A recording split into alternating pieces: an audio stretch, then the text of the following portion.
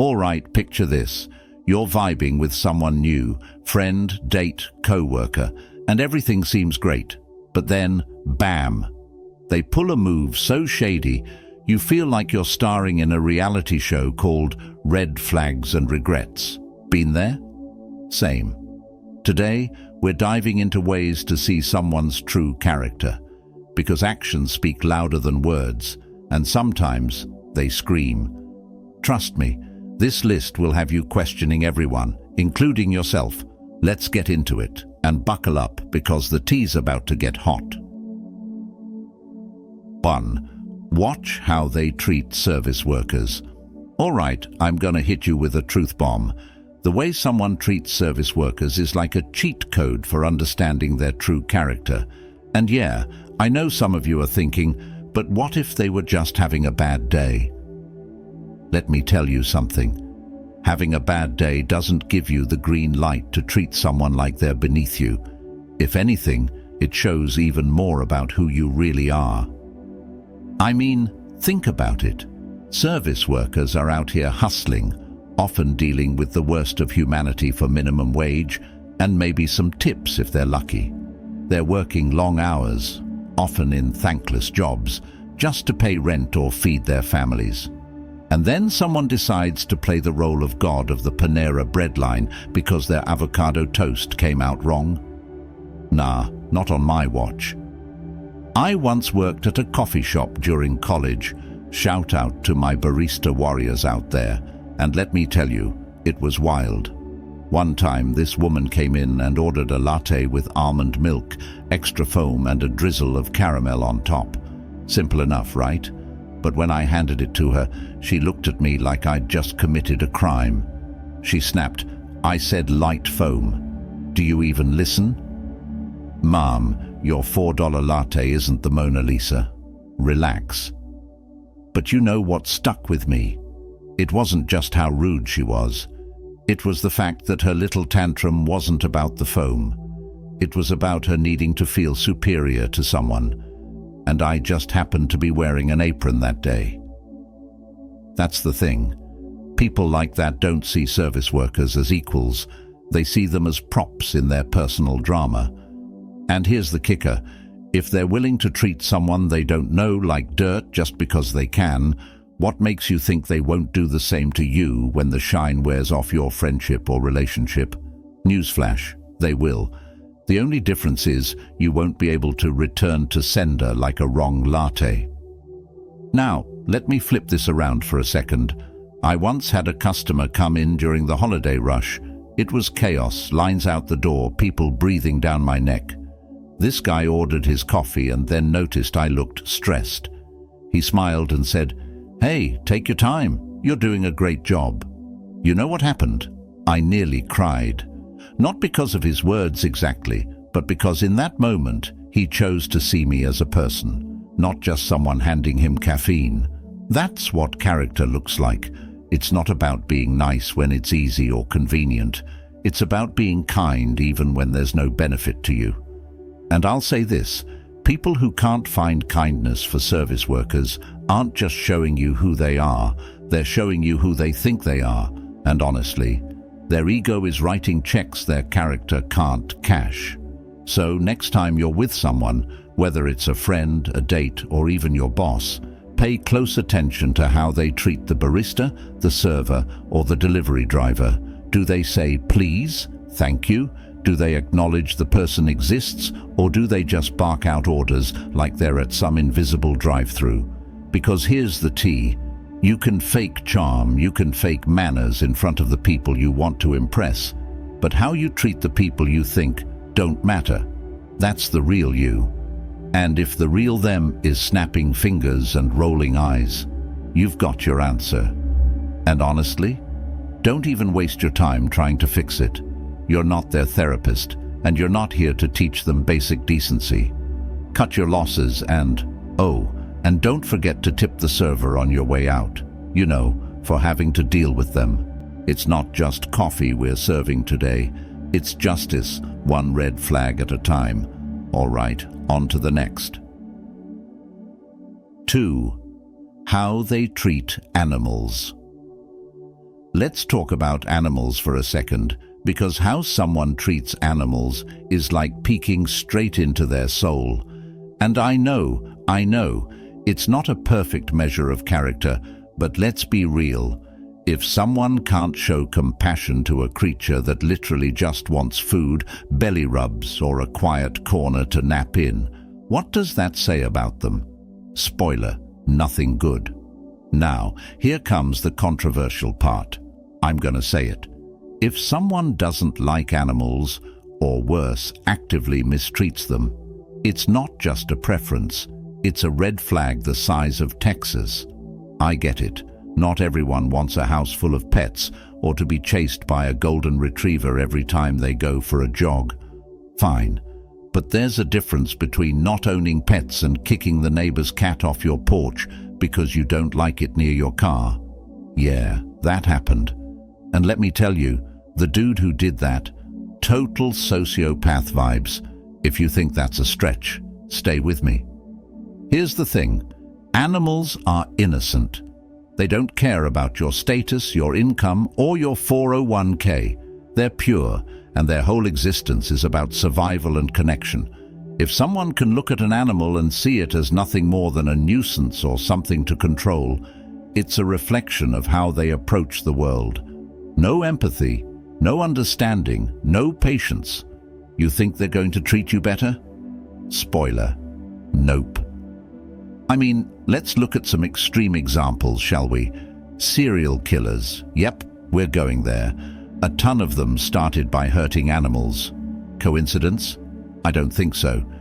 Now, am I saying your friend who accidentally steps on snails in the garden is the next Ted Bundy? Probably not, but it does make you wonder, doesn't it? Okay, real talk. I used to have this friend, let's call him Mike. Mike always acted super chill, but one day we were at a barbecue and someone's dog kept coming around. Mike jokingly nudged it away with his foot. Then he did it again, harder, and laughed like it was hilarious. The dog yelped. Everyone froze. And you know what Mike said? "Oh, it's just a dog, relax." Just a dog? Nah, Mike, it's just a glimpse of the fact that you're low-key heartless. Needless to say, Mike and I aren't friends anymore.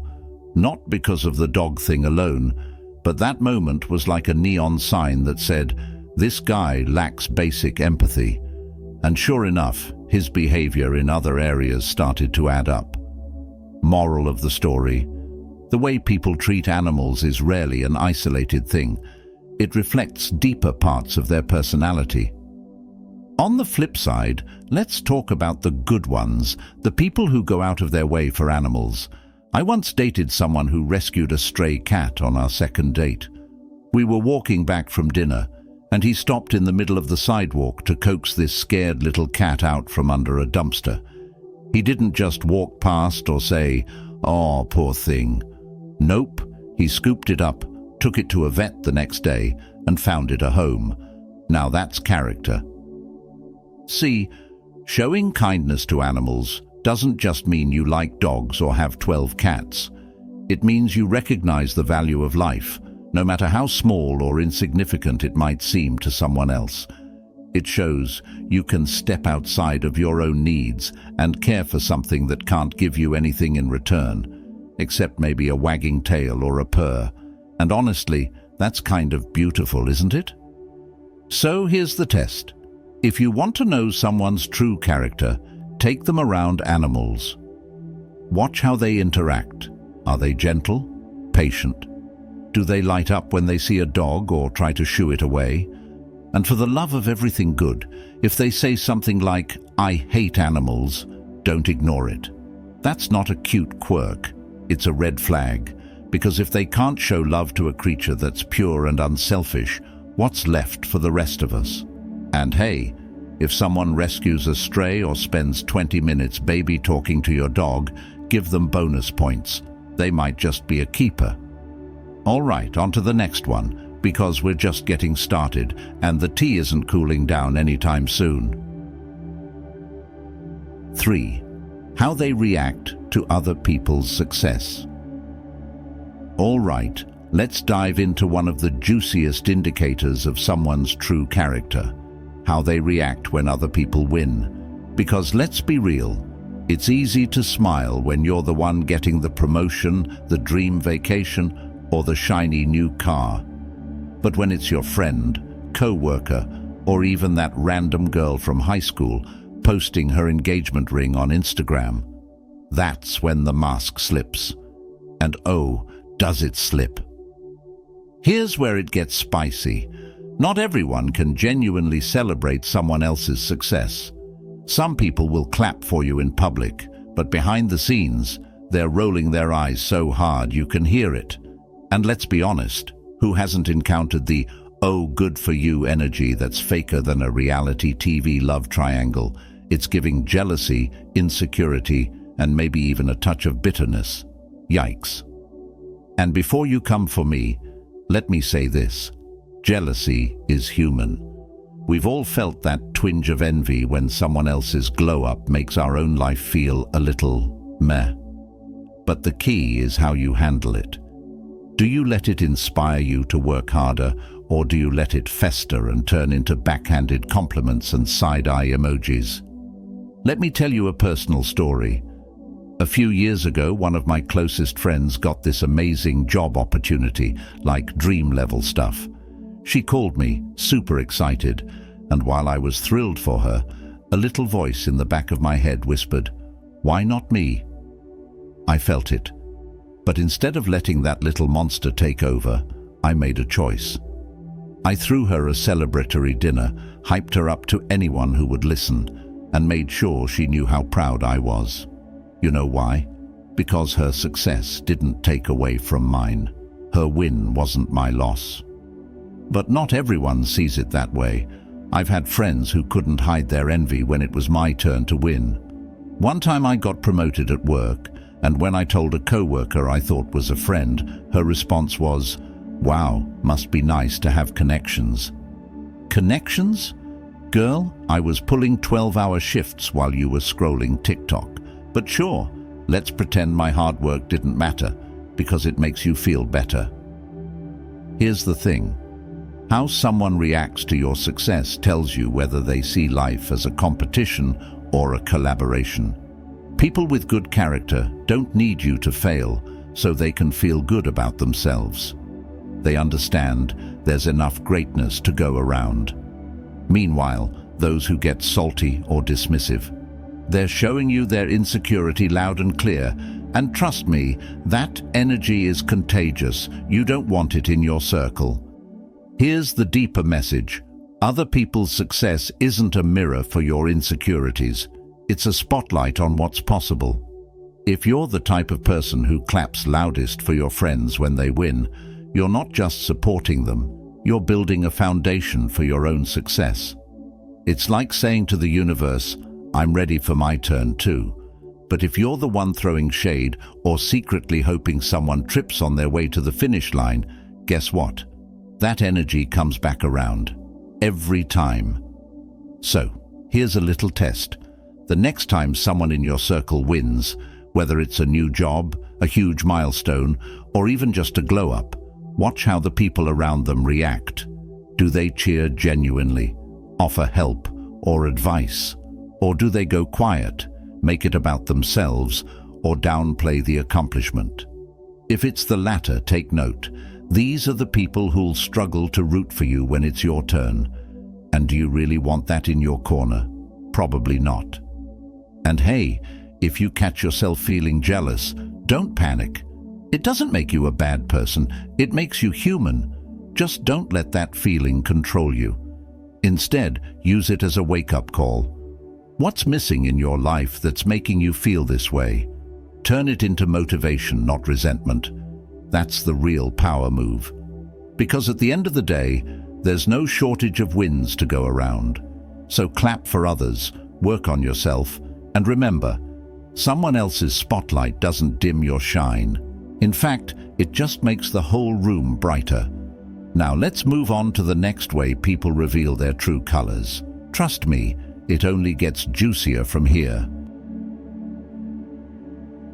4. How they handle no.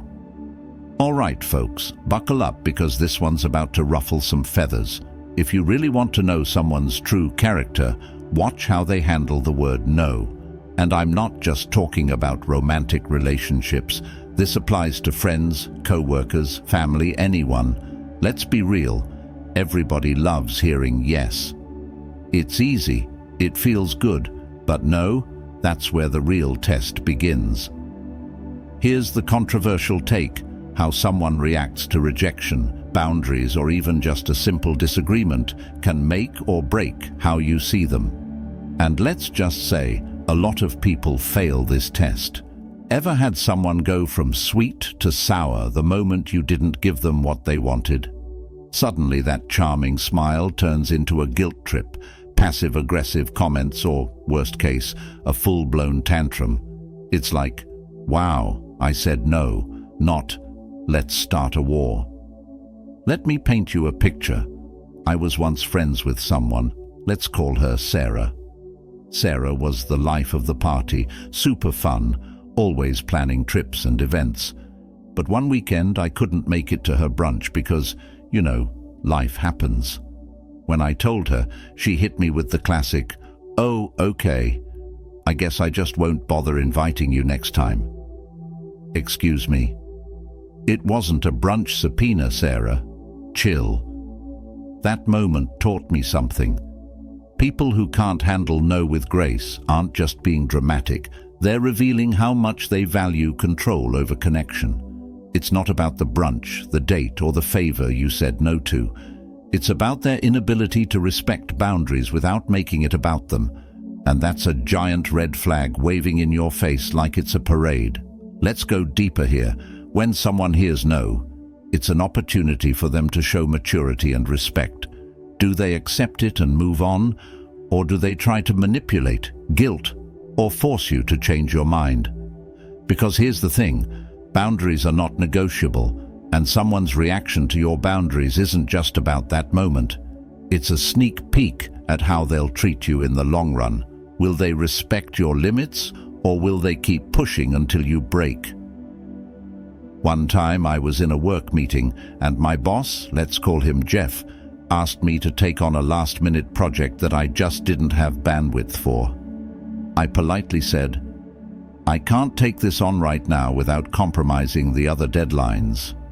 Jeff didn't like that answer. He sighed loudly, muttered something about team players, and then gave me the silent treatment for the rest of the week.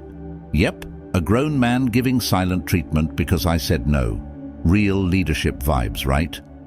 But here's what I realized. People who can't handle no often see it as a personal attack, not a simple boundary. And that's their problem, not yours. Because if you're constantly bending over backward to avoid someone's tantrums or guilt trips, guess what? You're not setting boundaries. You're setting yourself on fire to keep them warm. And look, I get it. Saying no is hard sometimes. You don't want to disappoint people, especially those you care about. But here's the truth. The people who truly value you will respect your no. They won't guilt you, punish you, or try to change your mind. They'll understand that boundaries are an act of love, for yourself and for the relationship. And the ones who don't, they're showing you loud and clear that they value control more than connection. Now let me flip the mirror for a second. Have you ever been the one who couldn't handle no? Be honest. I've been there. One time I asked a friend to help me move. I know, the ultimate friendship test. And when she said she couldn't, I caught myself feeling annoyed, even hurt. But then I realized her no wasn't about me. It was about her protecting her time and energy. And instead of guilt-tripping her, I checked myself and respected her choice. Growth, people. It's uncomfortable, but it's worth it. So, here's your homework. Pay attention to how the people around you react to no. Do they respect it, or do they resist it? Do they pout, guilt-trip, or try to twist your arm? And most importantly, how do you react when the tables are turned? Because handling no with grace isn't just a sign of good character, it's a sign of emotional maturity. And in this world, we need more of that. Remember, a strong no builds stronger relationships. It weeds out the people who want control and makes room for the ones who want connection. So say it loud, say it proud, and don't apologize for protecting your peace. Now let's move on to the next way people show you who they really are. Things are about to get even spicier. 5. Observe their jokes. All right, let's talk about humor, or should I say humor, because if you want to know someone's true character, you don't just listen to their jokes. You dissect them. You analyze them like you're Sherlock Holmes at a comedy club. Why? Because jokes aren't always just jokes. Sometimes they're a socially acceptable way to sneak in something a little more sinister, like judgment, insecurity, or straight-up meanness. Yeah, I said it.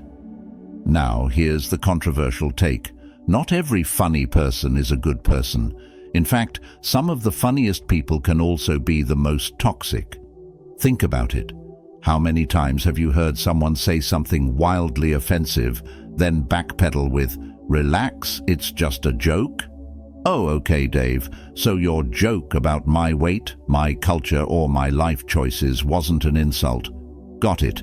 Thanks for clearing that up. But seriously, jokes are often where people hide their unfiltered thoughts.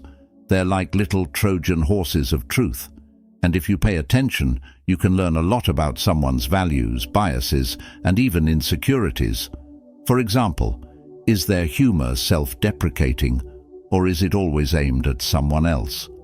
Do they punch up, or do they punch down? Are they laughing with people, or at people? Because there's a big difference. Let me tell you about a guy I used to work with. We'll call him Todd. Todd was the king of office jokes, always cracking people up during meetings. But here's the thing, his jokes always had a target. And it was never someone in a position of power. It was always the interns, the new hires, or the quiet guy in the corner. One time, he made a joke about an intern's accent, and when everyone went silent, he said, "Oh, come on, it's just a joke." But it wasn't funny, it was just rude. Here's what Todd taught me. Humor can be a weapon, and people like Todd, they use it to mask their insecurities, to feel superior, or to deflect from their own flaws. But the moment someone calls them out, they hide behind the "it's just a joke" defense. Newsflash. If your joke only lands when it hurts someone else, you're not a comedian, you're a bully with a punchline. Now, on the flip side, humor can also reveal a lot of good about someone, a person who can make fun of themselves without fishing for pity. That's confidence. Someone who uses humor to uplift, connect, or ease tension. That's emotional intelligence. And those rare gems who can make a room laugh without tearing anyone down. Keep them around. They're the real MPVs. Here's the deeper message. Humor is a double-edged sword. It can be a bridge or a wall, a healer or a weapon. And how someone uses it tells you a lot about their heart. Are they spreading joy, or are they hiding bitterness? Are they creating connection, or are they fueling division? Pay attention, because the jokes people make often reveal the truths they're too afraid or too bitter to say outright. I'll be honest with you. I used to think I was funny because I could roast people. In college, I was the person who always had a snappy comeback, and I thought I was killing it. But one day, a close friend pulled me aside and said, "Hey, I know you don't mean it, but some of your jokes feel mean." At first, I was defensive. I was like, "Come on, you know I'm just kidding." But then I realized, just because I didn't mean to hurt someone doesn't mean I didn't. That conversation changed the way I see humor. Now, I try to use it to bring people together, not tear them down. So here's your homework. The next time you're around someone who loves to joke, pay attention. Are their jokes kind, clever, and inclusive? Or do they leave people feeling small, awkward, or defensive? And hey, check yourself too. Are your jokes building people up, or are they subtly cutting them down? Because humor isn't just about making people laugh, it's about showing them who you are. And listen, if someone says it's just a joke, and your gut tells you it wasn't, trust that instinct. You're not too sensitive, you're just paying attention. And that's a wrap, folks. We've officially navigated through ways to see someone's true character. And let's be honest, some of these hit a little too close to home. Whether it's how someone treats service workers, reacts to success, handles rejection, or even cracks a joke, these little behaviors are like a window into their soul. And once you know what to look for, it's like unlocking a sixth sense. You're going to start noticing everything, and trust me, it's both a blessing and a curse. Now, let's address the elephant in the room. Nobody, and I mean nobody, is scoring a perfect 10 out of 10 on this character checklist. Not me, not you, not even that one friend who seems like they've got their life together. We all slip up. We all have those moments where our insecurities, our egos, or just a really bad day get the best of us. And that's okay. The point isn't to judge people into oblivion, it's to understand them better, and maybe, just maybe, to understand ourselves a little better too. Here's the real takeaway. Character is a work in progress. It's not about being perfect, it's about striving to be better every day.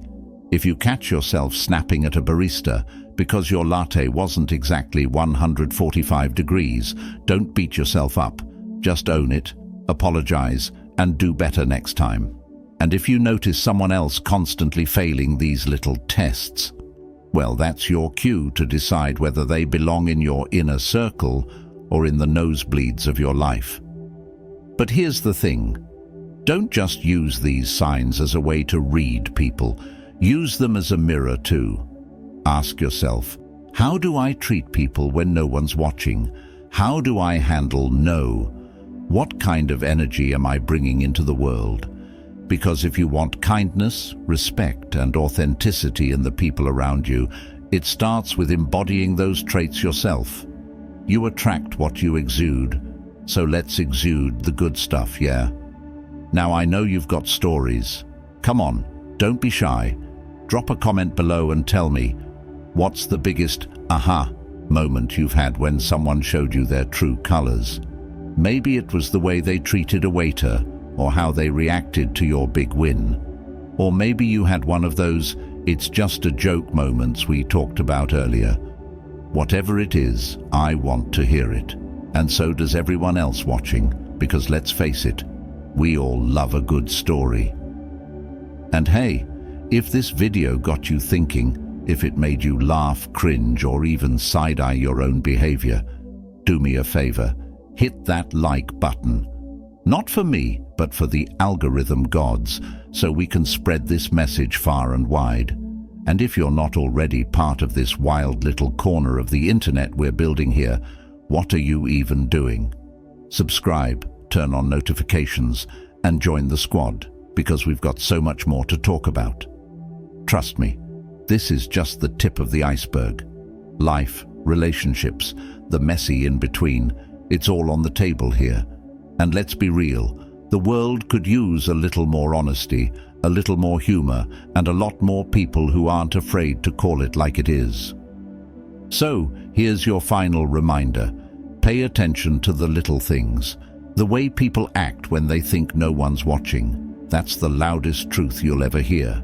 And remember, you don't have to call everyone out or keep a mental scorecard. Just let what you see guide your choices, who you trust, who you let in, and most importantly, who you want to be in this world. All right, that's it for today. Thank you for spending your time with me, and as always, stay curious, stay kind, and stay true to yourself. I'll catch you in the next one. Until then, keep being the amazing humans you are. See ya.